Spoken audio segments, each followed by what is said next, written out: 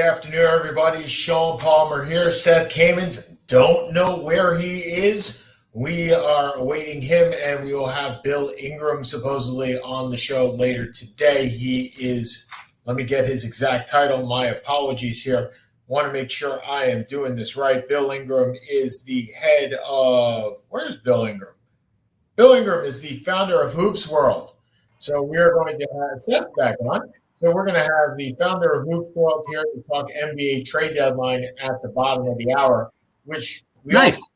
This is actually my favorite time, right? I mean, this is like, how many contracts can we talk about? And how many slots? And look, if you are a fan of the NBA, you don't care about the playoffs. You really don't. You don't care, especially if you're a Knicks fan. You couldn't care the least bit about the playoffs. You can Playoffs? Right, playoffs. Playoffs. You can care about the draft because you know you're going to screw that up. You do care about the trade deadline. The trade deadline is just, again, let's just blow it all up again and try for the third or fourth or fifth time and see what happens. It's so funny. I find myself caring more and more about mock drafts and trade deadlines than I do the actual games. Yep. Well, I think it's funny that you say that because last night I was thinking about the last time that I watched any game that wasn't an Islander game or an NFL game. And maybe Syracuse in there too. But I mean, have we become the non-casual sports fan? Like you and I were the casual sports fan at one time. We would watch anything that was on, right? Yep. I mean, if there was a college basketball game on between Duke and North Carolina, you and I would watch it. Like, it would just be must-see TV for you and I. And on this, I have to wait. Put me on hold for 30 seconds. Sorry, I got people at the door. And that goes right to the point. And so, figure 5, 6 years ago, even 7 years ago, we would watch any game. I'd watch a baseball game just because it was on. I would watch every World Series game. I would watch the NBA. TNT Thursday night, yes, please. TNT Tuesday night, yes, please. Any NFL game, I would watch as well, and it wouldn't matter who was playing. I would just watch it because for the sake of watching. And that is not only the general sports fan, but it's the intricate sports fan. I mean, that's who we were. And maybe it's because life has taken its toll and we don't have as much time as we once did. And I don't have as much time as I once did? No, you definitely do not have as much time as you once did. But here's the other thing. Look, last week we didn't talk about the Olympics at all. Like, that was the thing that boggled my mind as I was driving in yesterday to work. I was like, would there have ever been a year in the past where I would not have been excited about the Olympics? Like, you and I went to a bar at 8 o'clock in the morning to watch hockey, USA versus Russia. First of all, we wouldn't be doing that today. Like, that wouldn't happen. And that's just life. But if the U.S. played Russia tomorrow at 8 o'clock in the morning, would you even watch it? If I got into my office early enough to catch the third period, yes. I would. Right. You just said it, to catch the third period. You wouldn't watch it. Like, you wouldn't go and say, I need to watch that game. And I'm back out again. I'll be back in 2 minutes. And I'm not really sure if this is lending credence to what I was saying.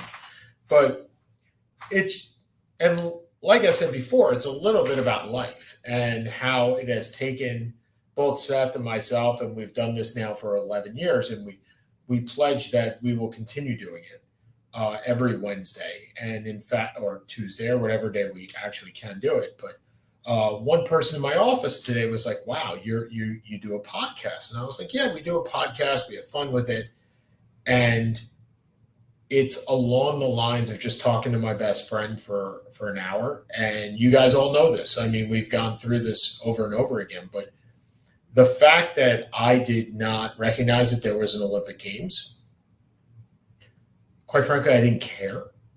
And maybe I don't care now.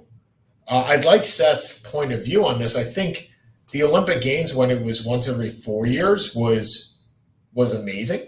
I really loved it. And now that it's every 2 years, and actually it was last year because of COVID, no, no fault of anybody, but because of COVID, it was last year. Are we just Olympics out, having it every 2 years instead of every four? Every four, you would get really, really excited about the Olympic Games, and then you'd have a 4-year wait, kind of like the World Cup. And Seth's back. I was saying, Seth, I think two things are happening more for the Olympics than anything else. I think the 4-year gap between Olympic Games was beneficial. I don't think this 2-year thing works. Look, they're never going to go back, but I think you can get Olympics out, and I don't think disagree. the fact that you had it last year through no fault of anybody else, right? I mean, you had an Olympics Games last year, and you had an Olympics Games last year in Japan, which was 12 hours the other way, and now we're dealing with China 12 hours the other way. You and I aren't watching anything live. We're watching everything delayed unless we watch it at 9 o'clock in the morning. And if you remember back to the Sydney Olympics, I believe that was the least watched Olympics until the recent ones, because this 12-hour thing doesn't work. And the thing that killed the Olympics, or has killed the Olympics more than anything but COVID, is the internet. I mean, when we were growing up, we didn't know the scores unless you listened to 10-10 wins on the fives or the 45. You didn't know the scores or who won the gold medal. You waited till NBC broadcast it that night, and that was must-see TV in my house. I'm not sure it was the same in yours, but we all huddled around the TV and watched NBC at 8 to 9 o'clock and watched figure skating or something. I distinctly remember figure skating. It was similar. Now, it's a little different because you can watch it on the internet, and you can watch, again, the 12-hour difference, honestly, is not as bad in some ways as an 8 or a 9 hour almost, because I can watch, like Nathan Chen tonight, they go on at 10:30. I'll be up. I'll watch it. Right, but the majority of the people will not, and kids certainly will not be awake. No, it's not conducive to building a younger audience. It's also sports that are not overly conducive. Winter Olympics are not sports that people watch on a constant basis. And a lot of times we watch based on name recognition. And there's no hockey name recognition because the NHL players aren't playing. So and again, not through anybody's fault. No, this time, this was not labor. Look, I'm all about blaming people when there's blame to be had. You've heard me on this show blame major. I've been best friends with you for 12 years. I know I'm familiar with how. I'm just saying, our listeners and our watchers have heard me belabor the point about labor problems in baseball and labor problems in basketball and so on and so forth. They had agreed to go. Both sides had agreed to go, provided that there was no COVID outbreak. And the unfortunate part is for 3 weeks, there was no hockey or limited hockey, and they need to make up that time. So they had their NHL All-Star game, which lasted all of 3 days, and now they're back playing as of last night. So through nobody's fault. But you're right. Now you're playing college hockey, and again, and there he goes again. No, I'm still here. You're still there. College hockey and whatnot. And there is no name recognition. You're absolutely right. No. Continue on. So you look at the big names of who NBC is pushing and Peacock is pushing, and you have Shaun White, who is a big name in that world. You have Chloe Kim, who's a big name in that world, but nothing that our generation really follows. And what world is that? Because I have no idea who Kobe Kim is. Chloe Kim. She's a half pipe. She does the snowboarding. Oh, okay. Well, that's it. Like, that's my whole point is the 5 biggest names probably in the U.S. You can't name them. Shaun White, you've heard of. Yes, the Flying Tomato. Flying Tomato. So if you follow figure skating 4 years ago, the Nathan Chen, you may remember Nathan Chen. That's really it. So unless you love Michaela Shiffrin, but she's kind of having the Simone Biles meltdown without any of the pressure, without getting pressured by 100 million people on Twitter. Nobody And that's follows because any of it. 100 million people aren't watching the games. That's Part of it. Yeah. It's in China. As you said, it's a 12-hour difference. And just in nature, the sports are not as popular. It's the Winter Olympics. We're not in the Baltics. I think people are actually more in tune with the political aspects of the Olympics in China than they are the sports aspects of Could be. the Olympics in China. It could be. It's also the U.S. isn't doing very well. And we are a nationalistic nation by default. And when the country's doing well, suddenly 1 million people are following it. True. But the nation, I mean, we have 1 gold medal, which is, only about 5 or 6 silver. We're not doing terribly, but we're just not doing what we've done in prior years. And so let's talk about that for a second. Is that a fact? Is that a maturation of the rest of the countries? Is that a maturation of the rest of the world, or is that just us sucking in a big way? No, I think you're 4 days into the Olympics. Okay. We don't typically win an exorbitant amount of gold medals in the winter anyway. Also true. So our best athlete, Michaela Shiffrin, has been in 2 events and disqualified in both of them. And most of the events haven't really, we're 20% of the way through. Let's see where we are. Let's see where we are in 2 weeks. But typically, what are we really good at? Are we really good at bobsled and luge? Not particularly. We're not a cross-country skiing team. Our skiers are pretty competitive, but we're not Austria or Sweden or Norway. Our hockey team, without our professionals, I don't really know what we're expecting here. You would know this better than I do. Is there a single player on the hockey team that I would recognize? I don't know. That's a good question. I'm going to look up the. You're a bigger hockey fan than so. I just go in and I actually enjoy the Winter Olympics because they're sports that I don't watch. U.S. Let's see if there's a guy. You might know Jake Sanderson. He played in the NHL for a little bit.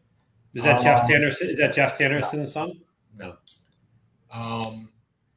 Other than that, you would not know one player on the U.S. roster.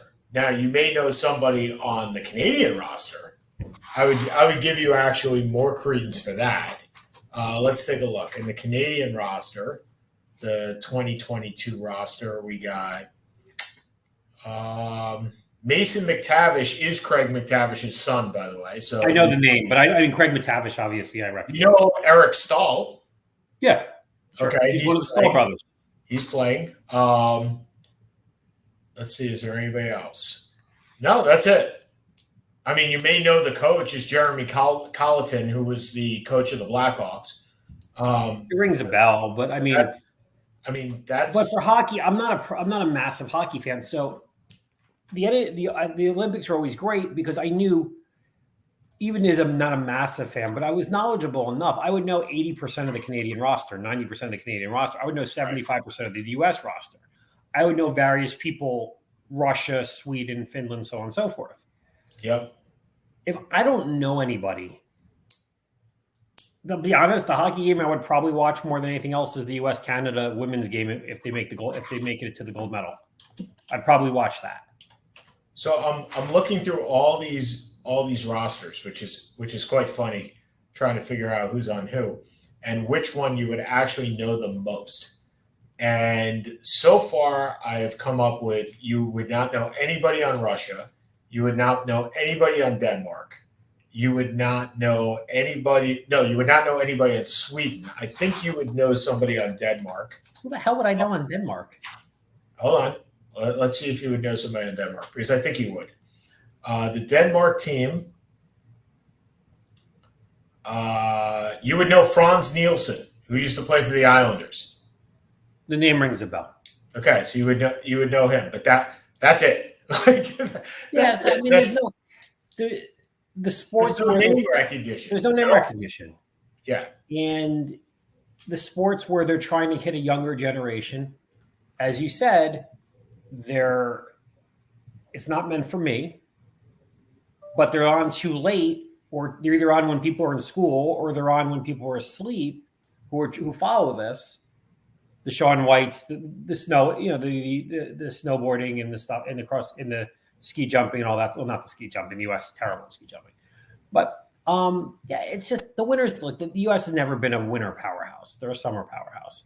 Right. And, So just to recap, Russia, or the Russian Olympic Committee, because they still can't be under the flag of Russia, has 11 total medals with 2 golds. Norway, which always does well, surprisingly, in the Winter Olympics. No, yeah, I mean they're in winter 9 out of 12 months. Right. They have 10 medals, including 4 golds. Austria has 10 medals, 2 golds, and Germany is actually leading the gold medal count with 5. They have 8 medals in total. Canada has 1, and they have 8 medals in total. The U.S. has 7 medals, 1 gold, 5 silver, and 1 bronze. Yeah, and props to Lindsay Jacobellis. I don't know if you remember the story with her. I don't even know who she is. Okay, you would have, but you're old and your memory's starting to fade. She was the one in Torino. Wow. Well, you're old. She is actually born in 1985, so she is 36. 36, yeah, okay. Yes. So she's not a youngster. No, but what happened was in 2006, she was winning. They do like the snowboard speed, I don't know what it's called. And she was winning the gold medal. And she on the last jump, she kind of she was being creative and whatever, and she fell. And she lost the gold medal when she was up by like 3 seconds, which in skiing is an eternity, because she pretty much acted like whatever. Exactly.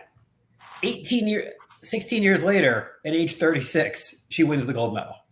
Okay, so yeah, I'm pretty. That's pretty cool. Like, it is. It's a matter of you admitting your fault, right, and working your ass back to. Right. She's like, I don't follow it other than every 4 years, but I remember the story because there's not too many people who kind of do the big kind of thing to blow a gold medal. You mean like Leon Lett? There aren't too many people like Leon Lett. Exactly. But she went to the last. This is her 5th Olympics. She was like 4th, 5th, and 6th, or 4th, 5th, and 7th, and the 3 in between this. And she won this at age 36. Good for her. But yeah, like, I'm following it. I'm watching it because before I had to walk away for 2 minutes, as you said, my attention, I'm having a lot of trouble finding stuff I want to watch a full game of. Yeah.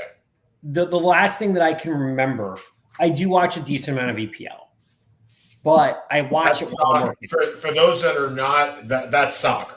Yeah, it's soccer. Okay. But I watch it while I'm working. Right. So you're not really watching it. The last non-football game, pro football, college football, nor Maryland's game that I can think of. Start to finish. One of the NBA Finals games. So that's almost 8 months ago. Yeah, but I watched parts of 1,000 other things. Right, but when you watch parts of 1,000 other things, you're not. My point is, we're not as invested anymore. We're just not. Whether it be time or energy or whatnot, we're just not as invested. When Syracuse plays BC last night, if you asked me 5 years ago where I would be when Syracuse played BC, I'd be in front of a TV.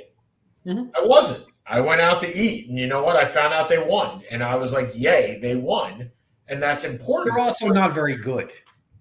That plays a part. I'm not saying that to be a jerk. No, that's part of it too. But that's the same issue I'm dealing with Maryland. Yeah, it's hard. I mean, we lost Ohio State by 15 on Sunday. That's not 30 seconds of it. If they were 23-4, I would have been there. Well, not been there, but I would have found a way to watch. They're 12-12. Yeah, they're not good. They're not. Their most interesting thing is their coaching search, which is hysterical at this point. And Sean looks like he's ordering a beer right now. That was pretty funny. And so there's no point. We're not going to the tournament. We're not going to the NIT. So it's just trying to get through the year. So, but the last thing I can remember, I watched part of the. I'm pretty sure I watched one or two of the Milwaukee Phoenix games in the finals last year. I know I watched Game 5 and Game 7 of the Nets Bucks series, which were sensational. But the reality is, I mean, the attention span is shorter. I have 2 kids under the age of 5. My son is obsessed, and it's hard to have the inclination to do it when especially with college basketball, which used to be my love, and we've talked about this a little bit. Yep. That was it. That was my sport. It's not anymore. I mean, I don't blame Maryland from leaving the ACC for going for the Big Ten, but that was probably the precursor of some of this. But when you have everybody's in and out in a year, and with the portal, everyone transfers, I can't follow. I know what's going on. I read about it. I watch bits and parts of everything. But I just don't have, I'm 45 years old. I don't have the inclination. So we know that the one thing that we both will be watching is the Super Bowl on Sunday. I will be watching. Right? And we'll be watching it probably soup to nuts. I mean, and I'm not watching it because it's a football game more than I'm watching it as entertainment. It's just an entertainment value, right? I mean, yeah. I mean, look, I have a viable rooting interest, but in a non-gambling capacity. But yeah, I mean, I'm watching it for it's not the Giants, it's not the Jets. Right. So, what's your take on the game itself? I mean, look, you and I would both love the Bengals to win, right? Yes. I mean, I think we both. First of all, I'd like to make my preseason prediction come true in that they are much, much better than everybody thought, that nobody thought that they were, except for me, who picked them. You didn't quite have them beating Kansas City. No, Let's slow the Burrow train a little bit here. So what I did do is I had them losing to Kansas City in the finals, in the AFC finals. You had them go into the conference finals? I did. I had them go into the conference finals and losing. Okay, it's look, I definitely thought that they were better than most people did. You did. They've proven that out. And but they're in for a tough road. I mean, but at the same time, when we talked about this last week, and I've talked about this on the Gary H show, if they get time, Joe Burrow is going to pick them apart. Like, I am not a Jalen Ramsey fan. I'm just not. I think he is overrated. I think that secondary is overrated. But the Rams can do what the Giants did. And I said this about the 49ers before, right? Is that if you get enough pressure on a quarterback, you can have a faulty secondary. You don't need a secondary. And if Donald, Floyd, and the rest of them, Von Miller, the rest of them get pressure, then Joe Burrow is going to be in for a very long day. But if he can here's the thing. Time, they got 3 wide receivers. Like, I love their passing game. Way to go out on a limb there, buddy. I mean, here's the thing. Even when Burrow didn't have time against Tennessee, and he had 9 sacks. Yep.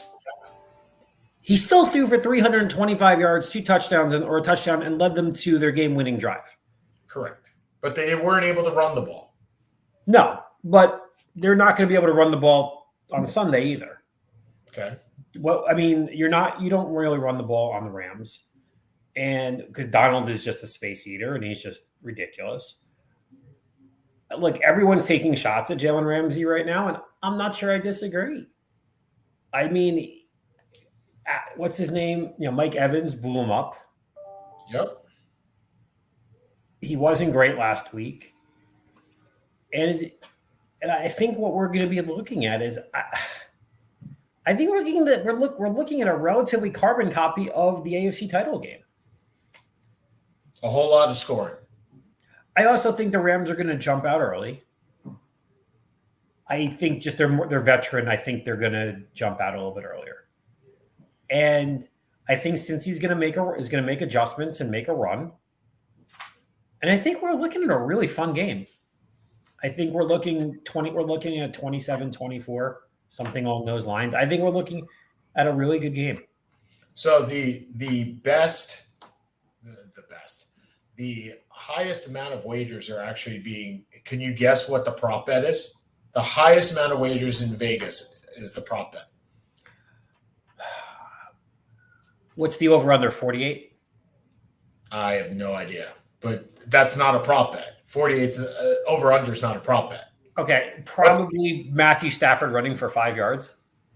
How about Evan McPherson kicking more than 1.5 field goals? Yeah, it makes sense to me. So the total amount legally wagered is expected to reach $1 billion with a B. On that prop bet? No. On the entire Super Bowl. Oh, that I believe. Well, that's twice as much as last year. People had a good year investment-wise. They had more money to spend. Well, and also it's that more states have legalized online. Well, I'm joking. Right? I know. We're dealing with that in New Jersey. 90% of all wagers in the state have been online. I mean, that's insane. $1 billion. A whopping 30. This is according to who's citing this. This is Microsoft Start, so I don't know who's actually writing this damn thing. According to the American Gambling Association, here we go. A whopping 31.4 million Americans are expected to place some type of wager on the game. Now, there are approximately 350 million Americans in total. So that means 10% of all people in the United States, a little bit less, but close to 10%, are going to make, and that's not individual bets, that's individual people. Yep. Are making a wager on the game. That's pretty awesome. I like that. And so who would you bet on? The NFL can't be mad at this at all. No, the NFL has their own issues right now to be mad about. This is not one of them. No, this is like the greatest thing since sliced bread. A great game here. You're gonna have literally $4 billion NFL packages. You are the only sport in town. I mean, the NBA is a far, far, far second. Yeah. And every issue that you have, you literally just wipe under the couch. You just sweep under the couch. We'll see if this last one is one that they can, but it seems like they're trying. The problem is, and you've talked about this. You were about to ask me something. I think you were about to ask me what my prediction was on. Yeah. What is your prediction? I think the Rams will win by more. But I still think it'll be a higher scoring game than even you go for.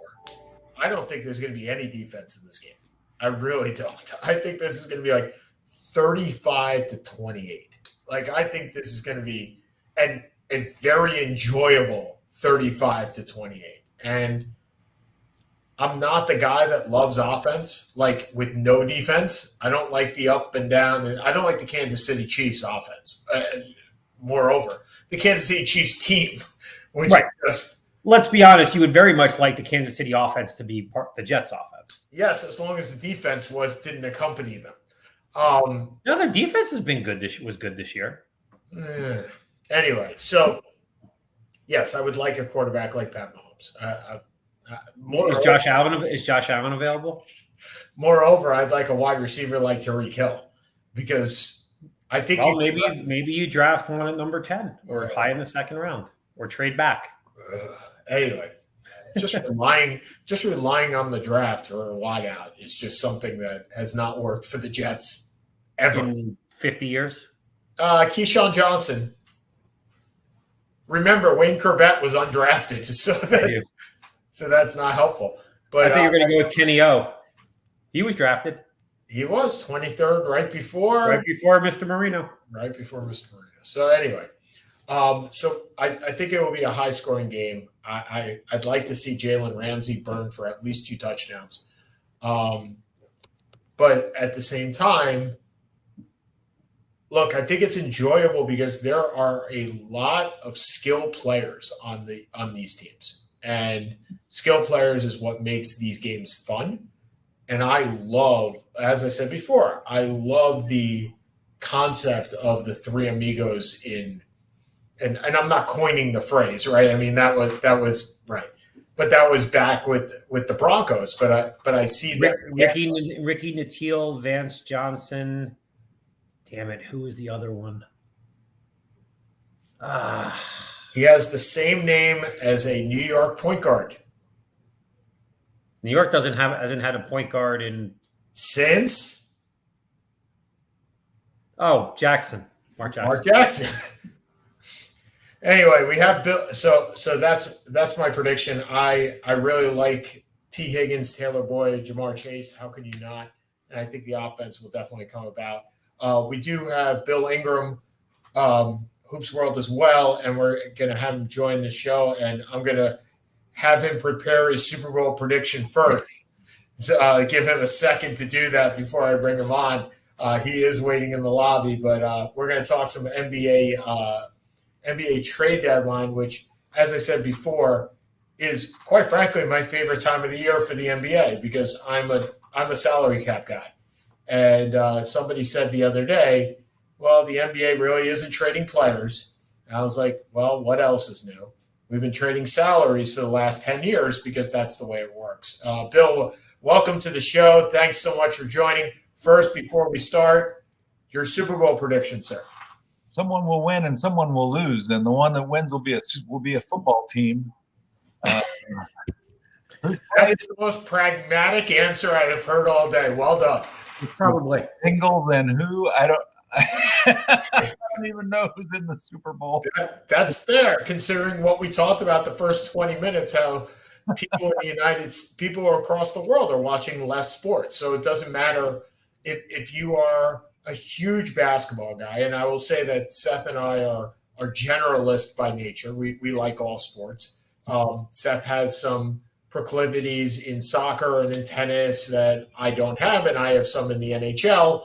But overall, we do the general concept. But you yourself are more of an NBA guy, I would take it. And like I said, this week is exciting to me. It's all about contracts, and we saw that a little bit more today. Well, I'll say on the football note, I will say as a kid, I loved the Oilers.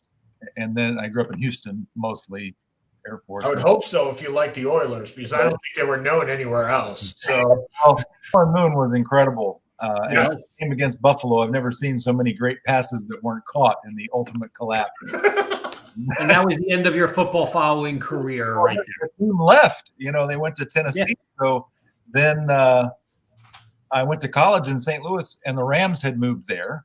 And Kurt Warner was the quarterback, and they won the Super Bowl. That was a very exciting time, and I followed that team, and then they left. I'm sensing a pattern here. I took it as a sign that I just wasn't supposed to watch football. And then right after college, which is when I was in St. Louis, I got really involved in the NBA, and the seasons coincide. So it was pretty good timing for me to stop caring about the NFL because I didn't have time to watch it anyway. That is absolutely fair. So what do you see this week? This week, I mean, we saw a bunch of trades in the last 48 hours, right? Portland, of course. I'm loving what Portland's doing. I may be the only person outside of Portland that sees some positivity to all this. They are basically wiping the deck clean of all the mistakes that they've made in the past couple of years and getting rid of CJ McCollum. And by saying getting rid of $33 million a year, more than getting rid of a player of. Yeah, but you're getting overpaid players. He's an overpaid player, and that's tell me a little bit what the NBA is doing with regards to basically you have a whole group of players that were overpaid at one point, and now their teams are just realizing that, right? And they can't make moves based on that. Well, that's the only reason Tobias Harris is involved in any conversation with Ben Simmons involved. The Sixers have said you got to take Tobias Harris. As a player, I love Tobias Harris. Frankly, I thought the Golden State Warriors should have signed him when KD left. And I'm like, then you don't miss him because Tobias Harris does everything KD does, but not on the superstar level. He does them on a star level. He doesn't require touches. He'll play hard on both ends of the floor. He distributes the ball. He's practically playing point guard for Philly right now. He can do everything. The only knock on him is I think he makes $33 million a year. That's crazy. The Hawks are already looking to deal John Collins. How do you pay? I know how. Here's how it happens. And this is how CJ McCollum gets overpaid. You have perceive it, not that Atlanta's a small market, but they're not a big name market that NBA marquee players want to go to. So how do they keep their guys? They keep their guys by dramatically overpaying them. Sure. Problem, then they can't sign the player that helps Trae Young get to a championship level because they're overpaying John Collins. It's the same thing that happened with Portland you're paying.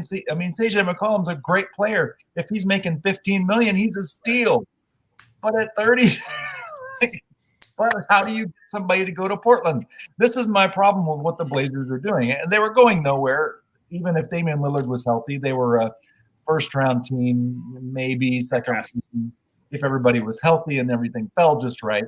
But who are you going to sign? I mean, great, you freed up all this cap space. You think James Harden is going to go play with? I don't even like James Harden as a player, but one of the big names that's available this summer. You think 2 or 3 superstar players are going to say, hey, let's go to Portland? They're not going to. So you cleared all this cap space. It's like Dallas. Dallas can't get anybody to come. Like Mark Cuban's always making moves. But even with Luka Doncic, you can't say nobody wants to play with Luka Doncic. I'm afraid Luka Doncic is going to go play with somebody when his contract time comes up. So that's how players get overpaid. It's the reason why you see these ridiculous contracts getting signed. And it's a part of the reason why there are a lot of teams that never really get better because they're being forced to overpay good players as if they were great players. Speaking of a team that is overpaid and is now, has been dealing with this for the last 17, 18 years.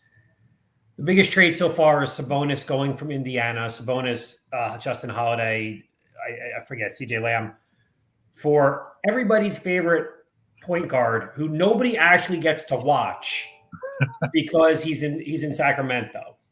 Plus they get Buddy Hield, Buddy Hield.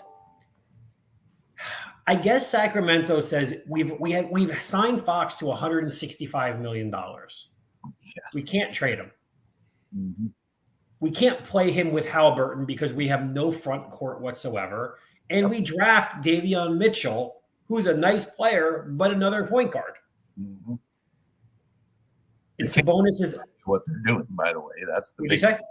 The Kings have no idea what they're doing. They haven't know what they've been doing for 15 years. Since Peja was there. You took Marvin Bagley over Doncic and Trae Young. Hold on, Bill. Give me. You can ask Seth, but on draft night, I'm watching the draft, and I'm literally typing to Seth the entire time. I'm a Knicks fan. Get Halliburton.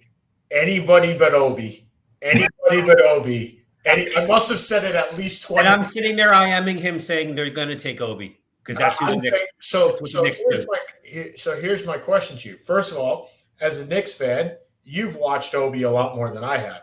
Is there anything that I have to look forward to as far as more than a part-time player? And second of all, Halliburton I think most people are everybody's Pacers fan because they get to facilitate every trade in the NBA. Because they have so many mid-range contracts that they can do whatever they want, right? They are one of those teams that has to be a facilitator. To me, what Portland's doing, and maybe I'm giving them far too much credit, and it's likely I'm giving them far too much credit, but they're looking at what New Orleans is able to do and looking at what Oklahoma City was able to do as a facilitator of contracts and being able to accumulate draft picks and assets and saying, I'll take on that $19 million this summer for a crappy player.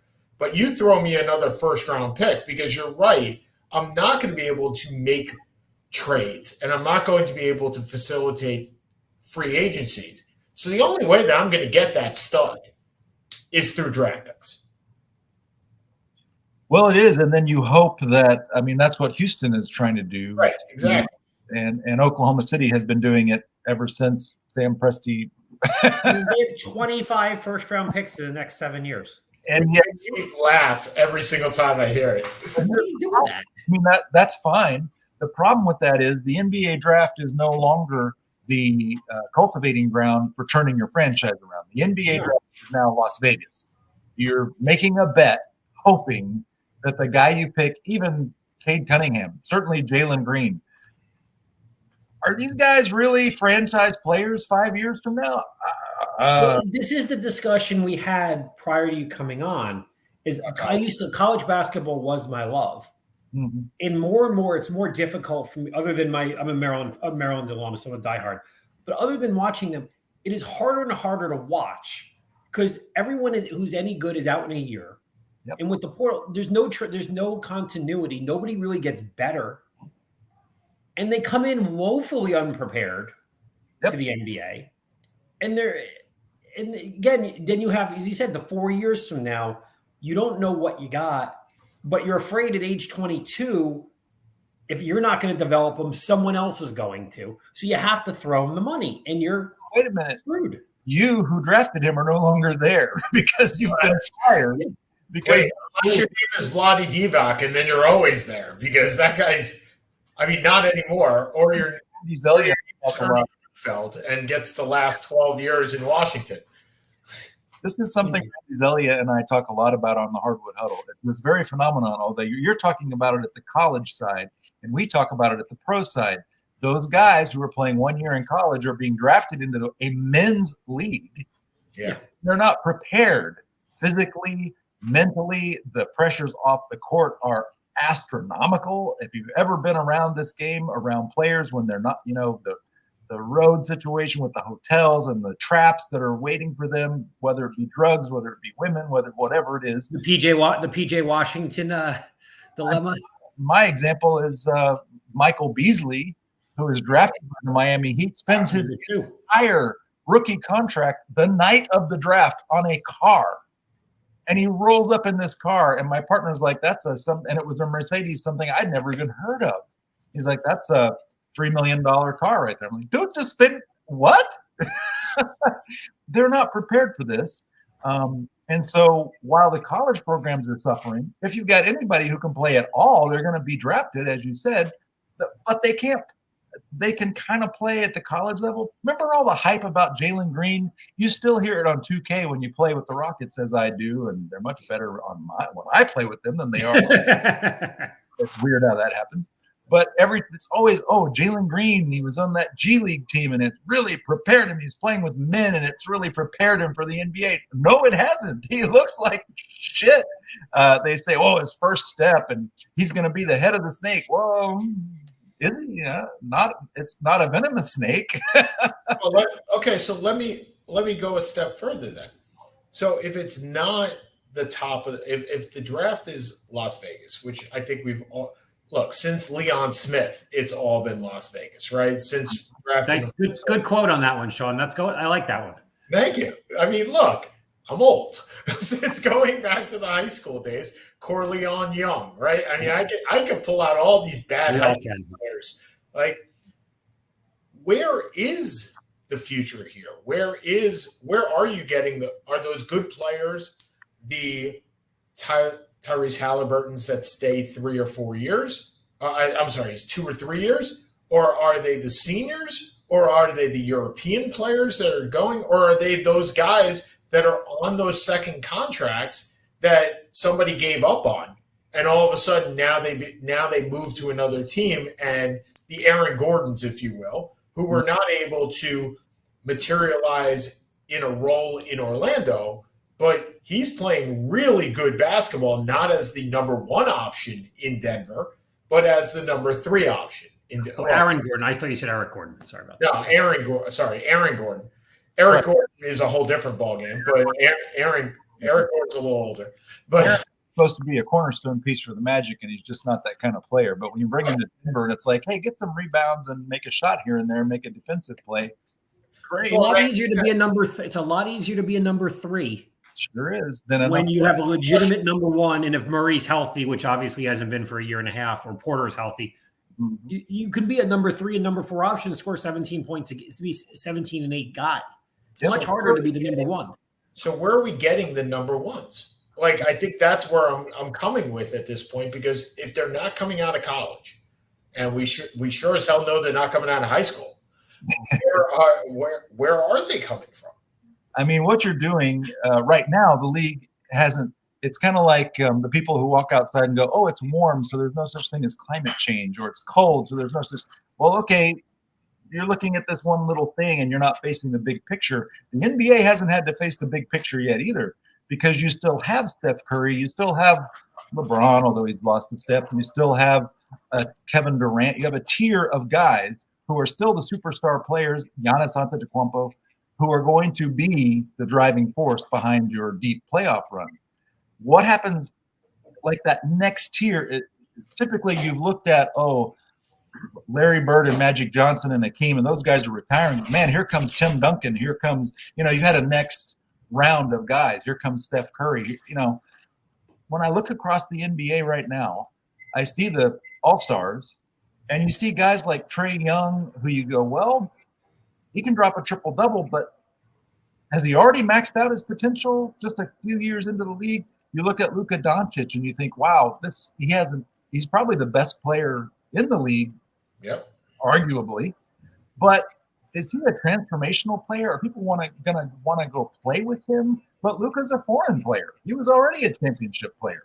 Right. So I think the problem that you're going to have is you're going to eventually, when the Steph Curry generation shuffles off their coil, which is in the next, 3 to 5 years, now you're not going to have much choice but to hope that Jalen Green and Cade Cunningham and whoever, right, whoever's senior and junior high right now. And I don't know if I would hate to be an NBA GM trying to build under those circumstances, especially when, and I had a really crazy conversation with a friend of mine who's a GM, front office. He's assistant GM right now. He's been a GM multiple times. And we were talking about this. He said, this new class of owner, they're spending a lot of time reading the columnists. They're reading Bleacher Report. They're reading Hoops Hype. Everybody reads that, but that's just accumulating headlines. But they're reading people who are very critical very quickly of anything that's done. And these owners are actually paying attention to that. Yep. And we were having this conversation because I said, the level of journalism has dropped significantly because there's no money. That's why Hoops World went away. We sold the USA Today Sports, and they ran us into bankruptcy immediately because their practices were insane. They were still so print mentality. We kept trying to tell them, look, you're already dead. You're a dinosaur that has already, you're already oil in the ground and you don't know it. And they wouldn't listen to us. But you have 2 or 3 guys who are getting paid, and that's your Wojnarowski and your Sharm. Yeah. But for the most part, you've got Bleacher Report. You got guys that just kind of sit and watch the game and go, man, I love this guy. They should trade him for that. And some of these owners are making those moves. And it's so you have journalists who are really they're not professional journalists. They're writing for free. And then you have owners who are paying attention to them. And this is a cycle that's driving the overall drop in the level of play in the NBA. So one of my favorite players, and Seth can certainly attest to this because it seems like I have a love affection for Jaylen Brown. I think he is probably the best contract in the NBA for the player that he has, $25 million for 2 more years. I think he is one of the best players in the NBA, but all around. Can the Celtics win with those two? Number one.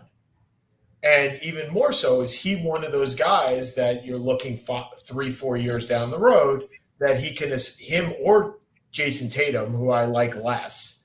I equate Jason Tatum to a Carmelo Anthony. And look, I'm a Syracuse guy. Nobody has more love for Carmelo than any Syracuse guy you could find. But he does remind me very much of that type of player. Can they win with those two?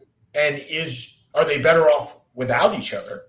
And what have you heard around the league with regards to the Celtics? Because I know we have a very big Celtics fan that listens to our show. Well, here's the thing that's interesting to me. First of all, Danny Ainge, who stepped aside. Yep. And then that's very, very. That's pretty diplomatic. Very diplomatic. To go to Utah, yeah, very diplomatic. Okay. Continue on your merry way. That is, Utah then signs him and says, hey, why are you bringing in Ainge when you have Zanuck, you have Lindsey, you have Morway, you have all these guys?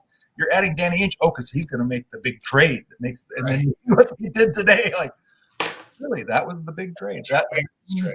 Danny Ainge-esque to me. That was the big trade. Well, he built that one championship team. Well, okay, sure. That knows my feeling on that one championship team. So, But no, the point is, you've got the Celtics are a classic example of so many teams in the league where your number one and your number two are really a number two and a number three, but because of how much you're paying them, I honestly thought bringing Al Horford back gave them what they were missing. They were missing that front court presence, and that just didn't. No, that was not. Yeah, hey, full disclosure, I thought that was a great move. I thought they'd be right back in the chase, and Al just isn't that player anymore. You know, it happens to everybody. But yeah, so Jason Tatum is supposed to be Batman. He's really Robin, but Jaylen Brown is Robin. Yeah. You can't pay Batman. And it's the same problem the Atlanta Hawks have.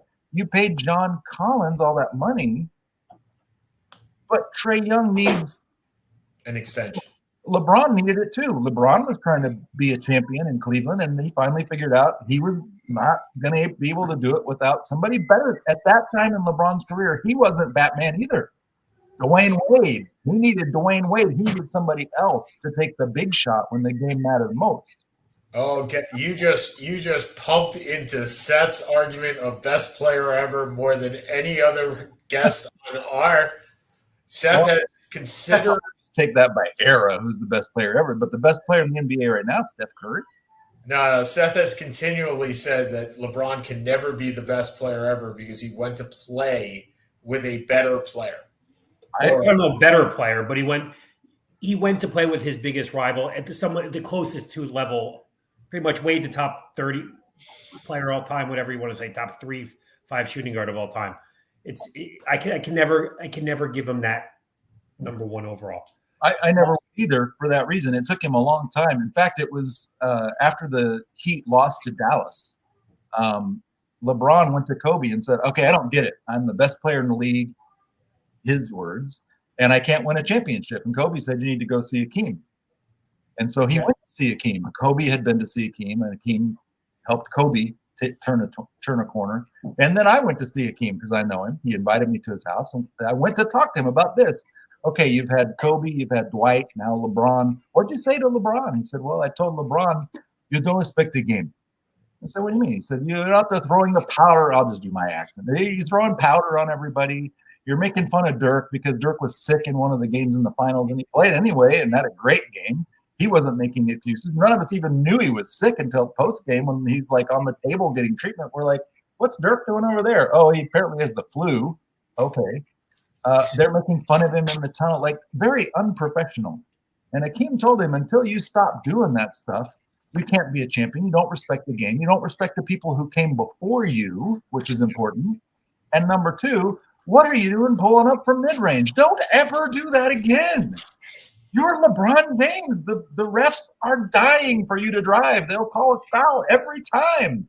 No one can prevent you from getting from the free throw line to the key.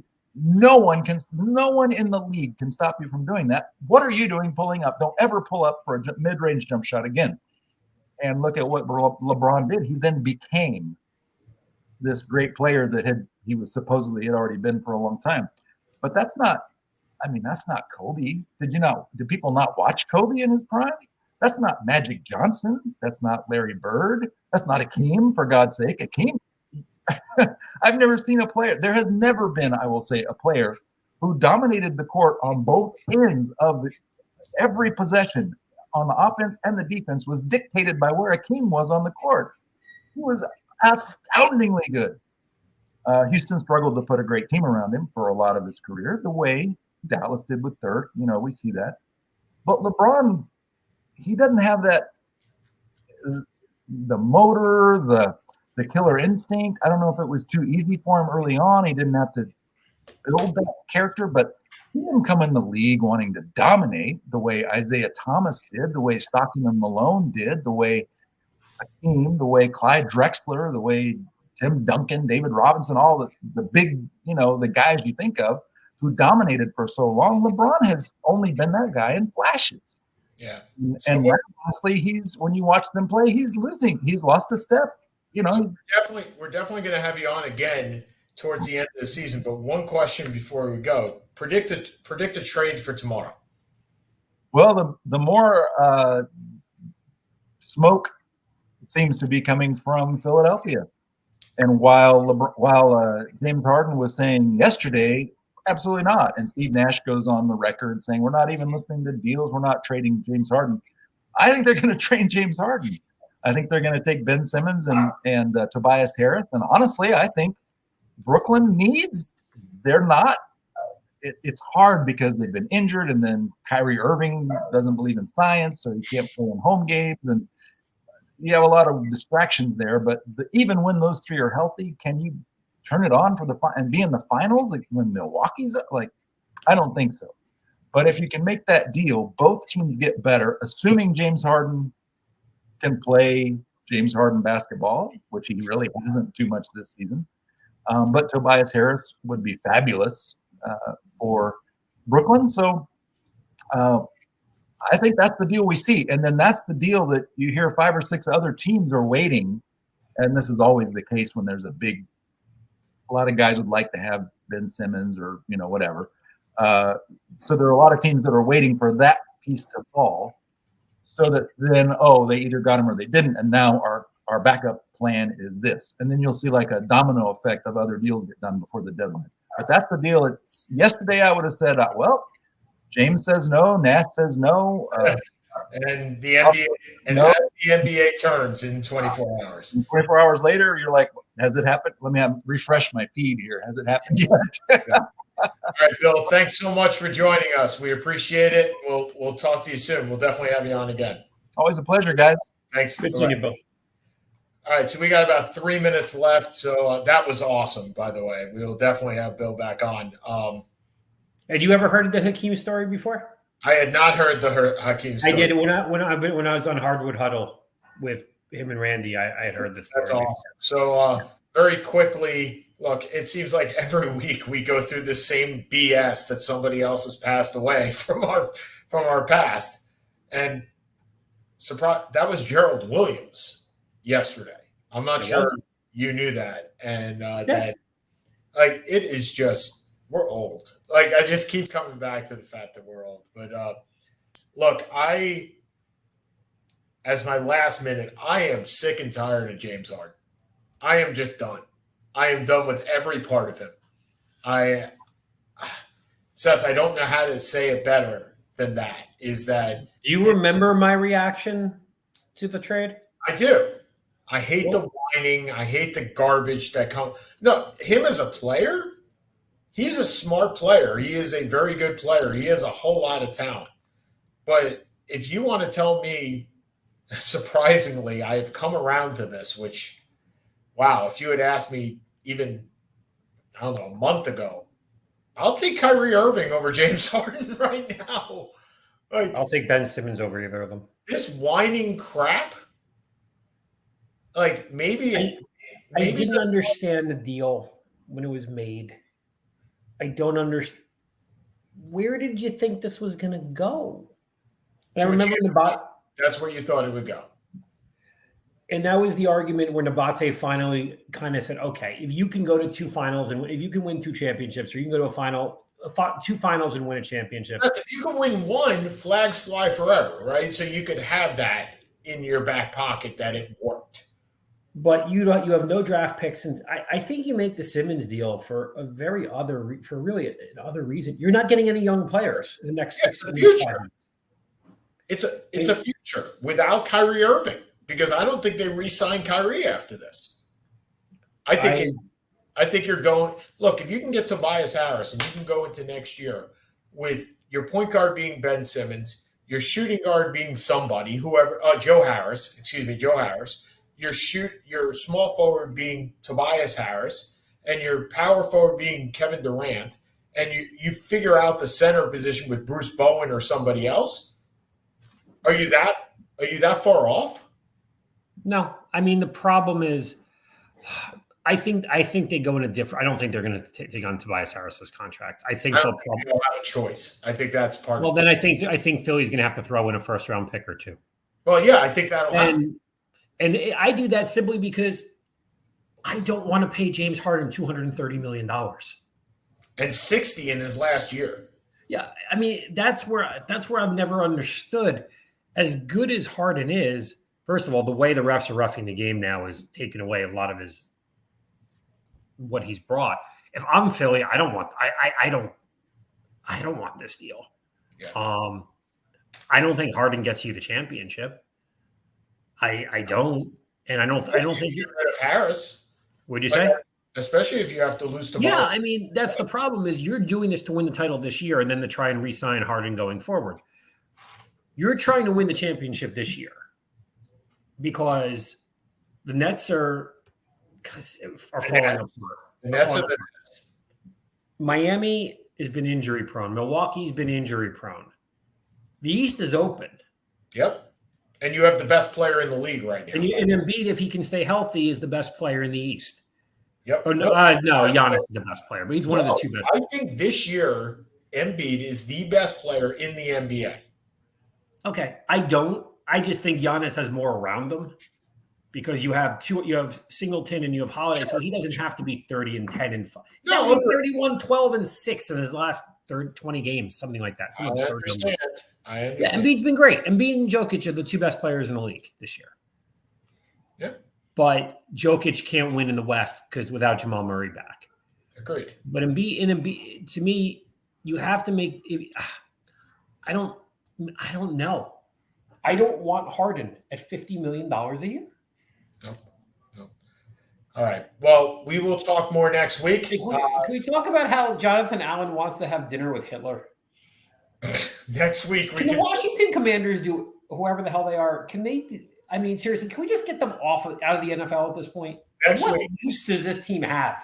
Next week. Got to run. See you guys. Have a great week, everybody. Bye.